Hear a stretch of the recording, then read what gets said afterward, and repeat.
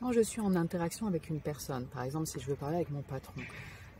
si je fais un entraînement en CNV avec focus sur les systèmes, je peux avoir de la clarté sur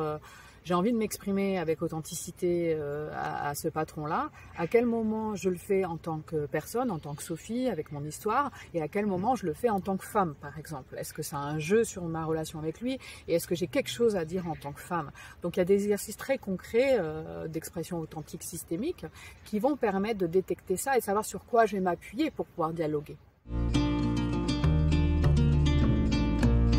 Je peux aussi avoir des moments de dialogue à l'intérieur de moi. Par exemple, quand je dois prendre une décision, est-ce que je pars voyager pour mon travail ou bien est-ce que je reste avec mes enfants? Quand je prends cette décision, il s'enclenche un dialogue intérieur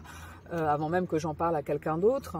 Avec un travail en CNV avec focus sur les systèmes, je vais avoir de la clarté sur le fait que ah ben tiens, cette option-là, elle me parle plus en tant que personne, elle nourrit en fait tel besoin en tant que personne, et cette option-là, elle nourrit plus mon sentiment d'appartenance ou mon groupe d'appartenance, parce que évidemment, si je suis une maman marocaine ou si je suis une maman nord-américaine, pour caricaturer, j'aurais peut-être pas les mêmes réactions. Et il y a des choses qui vont être liées à mes groupes d'appartenance, à mes contraintes sociales, à ce que j'ai incorporé des normes sociales dans moi, qui vont jouer sur ma décision. Et là, je peux avoir de la clarté et me sentir un petit peu plus libre pour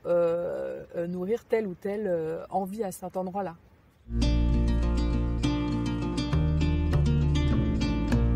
Et puis il y a le niveau du positionnement dans les groupes. Et là, pour moi, c'est important d'avoir clairement présent à l'esprit qu'un groupe fonctionne pas du tout comme un individu ou une relation interindividuelle. Par exemple, si vous dites je suis très ancrée, je suis très en paix en ce moment et j'ai un dialogue de communication très fluide dans mon association, mon quartier, mon entreprise, et ça va automatiquement générer de la fluidité chez les autres et puis de la coopération. Il y a de fortes chances pour que vous ayez quelques soucis parce que vous aurez sous-estimé des rapports de force qui sont inhérents à toute relation humaine dans un groupe social, peut-être des incompréhensions interculturelles, ne serait-ce qu'entre la culture d'un métier ou d'un autre métier, ou des cultures religieuses, que sais-je. Vous aurez peut-être sous-estimé aussi les effets de groupe, d'appartenance à un groupe, ou bien les règles dites et les règles non dites, ce genre de choses-là qui est important en fait de décrypter tout simplement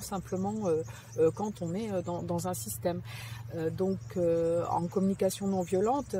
on va pouvoir faire des exercices très simples qui donnent de la clarté là-dessus. Par exemple, vous apprendrez si vous êtes enseignant, à quel moment vous êtes plutôt en pouvoir sur vos élèves et à quel moment vous utilisez votre pouvoir de prof pour, avec vos élèves, créer une situation d'apprentissage et de transmission qui convienne à tout le monde. Vous avez un pouvoir sur vos élèves parce que vous avez des savoirs qu'ils n'ont pas, parce que vous êtes un adulte, parce que vous avez un statut, donc vous gardez votre pouvoir, mais vous l'utilisez avec les autres et ça fait toute la différence.